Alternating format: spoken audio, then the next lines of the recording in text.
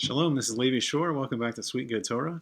So we just started the month of Nisan, and in Nisan is Pesach, is Passover, and this month has a special spiritual energy that allows us to break free of restraints, and it gives us this special spiritual inspiration, so we can reach very, very high levels of spiritual inspiration. And then we work month by month until we get to Shavuos, and hopefully then we make that inspiration like a part of us. So let's see. So let's first talk about how the Jewish people, how do we actually became enslaved in Mitzrayim in Egypt, and then how do we get out? So first, the word Mitzrayim is Egypt. The Torah uses the word Mitzrayim, and it's related to the word Meitzar. And a Meitzar is a constraint. It could be a narrow passage, it could be distress, it could be an obstacle that's holding us back. And there's a spiritual energy in this month of Nisan, and especially on Pesach, during the 2 nights of the Seder and the 2 days of Yom Tov, that we have the ability to tap into the spiritual energy, and it can get us out of things that are holding us back, and it can free us to lead a more spiritual life. It can break us from the physical restraints that are holding us back. So the interesting thing is, so how do we actually become enslaved in Mitzrayim, in Egypt, in the first place? So the Egyptians, they came to the Jewish people, and they said that they wanted to have a new building project.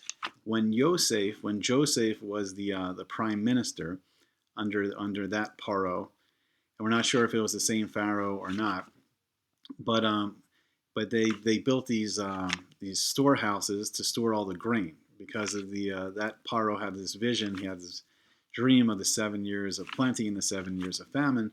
So there was this building project that Joseph led, and they built all these storehouses, and they collected the grain, and then they had the grain for when the famine started. So now it may have been the same Pharaoh, or it may have been a different one, and they started a new building project. So they told the Jewish people that even Paro himself was going to participate in this building project, and they made a big celebration, and then they would say, like, aren't you patriotic? Don't you want to help your country? And the Jewish people, they wanted to help. They wanted to be part of the country. But another thing was going on is that the Jewish people were being drawn into this environment of like overwhelming physical desires, which is what the Egyptian society and the Egyptian culture were doing at the time. So it was only one tribe, the tribe of Levi, and they did not join into this project. They stayed in yeshiva, and they kept learning Torah. That's another interesting discussion. How are they learning Torah before the Torah was given? But that's a talk for another day.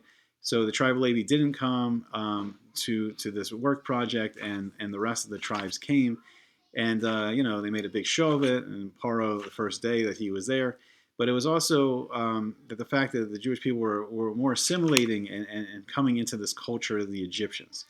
So Hashem had to do something to break them free before they were overwhelmed in this culture just purely based on physical desire.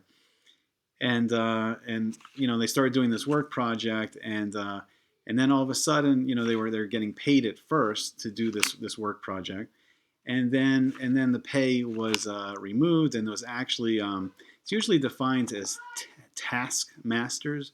But they were actually, the actual word, the lashon of the Torah is that they were the masters of the tax. They put some kind of taxes on the Jewish people. I think we can relate to this if anyone's ever felt trapped by paying taxes. I think everyone, maybe in a sense, feels this kind of, slavery from this, economic taxes.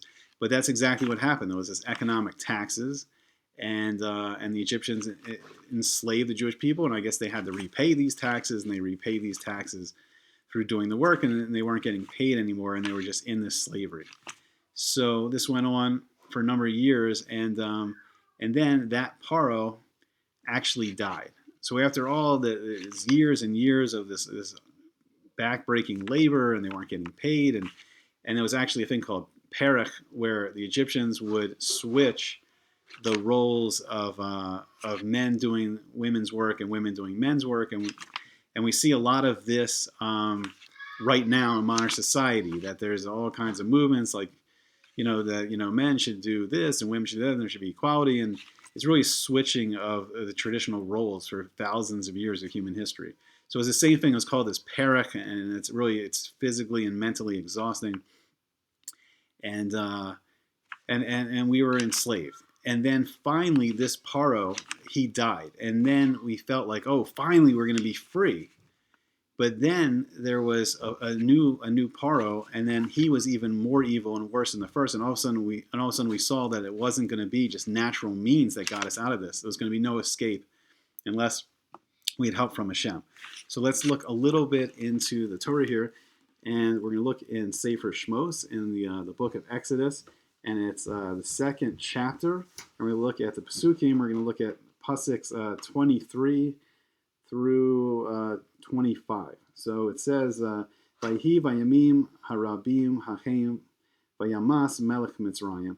So, and it happened during those many days that the king of Egypt died. V'ye anchu v'nei Yisrael men ha'avoda v'yizaku v'ta'al shavasam el ha'elokim men ha'avoda. And the children of Israel, they groaned because of the work, and they cried out. So v'yizaku, and they cried out. And then their outcry, that shavasam, their outcry, because of the work, that went up to Elohim, that went up to God. So then, Vayishma Elohim esna akasam, and then God, Elohim, he heard their moaning. Vayizkor Elohim es briso, and then God, Elohim, he remembered his bris, his covenant, es Abraham, es Yitzhak, es Yaakov. He remembered his covenant that he made with Abraham, with Yitzhak, with Isaac, and with Yaakov, with Jacob. Vayareh Elohim es b'nei Yisrael v'yeda Elohim. And God saw the children of Israel, and Elohim knew, and God knew. So what's going on here exactly? So as I was saying a little bit before that, like the Jewish people were seeing that they were not going to break out of this. Like in the natural running of the world, in the social, political, economic, way of viewing the world, there was this oppressive king, and he died, and we started to rejoice, like we're finally free. There was going to be something better, and then there was actually someone worse. And it really became apparent to us then that we were overwhelmed, and we are not going to break free of this situation. So this new king was even worse, and we learn in the Midrash that this new king actually had Saras. He had this spiritual skin disease, and Rashi tells us, "V'hayish shochet tinokos Yisrael v'rochetz b'damam," and it's really horrifying. But he actually was killing little Jewish children, and then he was making a bath of their blood to heal him from this skin disease. So this was absolutely horrifying that something so evil was going on, and that caused the Jewish people, that caused the Vayizaku, that caused us to cry out. We were so overwhelmed. We knew that there was no escape without Hashem's help. That this horror and being trapped in the situation, this caused us to cry out to Hashem. We were overwhelmed. We needed help. We knew there was no way we're going to break free from this situation. And this caused, and Rashi tells us this caused, like it says, like Vayeda Elohim, and like Hashem knew. And it tells us that Rashi says Nasan Aleiham Lev, that he focused his heart upon them. Below Be'elim Einav Mehem, and he didn't hide his eyes from them. So there's these two conditions how we relate to Hashem. There's this thing called Hester Panim, where Hashem hides his face from us, and then there's Geula, the condition of Geula, redemption, where Hashem's revealed and we're saved. So how do we get in this situation? So really what's happening is when Hashem's hiding from us, really what's going on is we're hiding from Hashem. We're distancing ourselves from Hashem. And Hashem is kind of mimicking this. And, and he's creating a condition where he's hiding his face from us.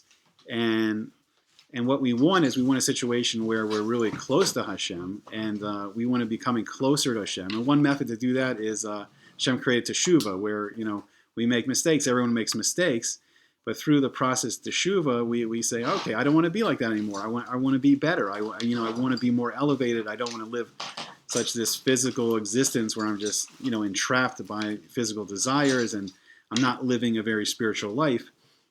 And this process of teshuvah is like just even the desire to want to come closer to Hashem starts to, Hashem mimics what we're doing, and he starts, to become closer to us. So it's simply like this wanting, this desire to become closer to Hashem and wanting to live, this more elevated existence. So we were so overwhelmed, we were so trapped, there's nothing else we could do. And we had this vayiz aku. We just cried out to Hashem. We were desperate. There was nothing else. And that started this whole process of us being redeemed from Mitzrayim, from Egypt. It started this whole process, the Yetzias Mitzrayim, of us leaving Egypt. Okay, thank you very much. I hope everyone has a great Pesach, and hopefully Bezrat Hashem, we're going to get to talk again soon, and we'll learn more about Pesach. All right, thank you for watching Sweet Good Torah.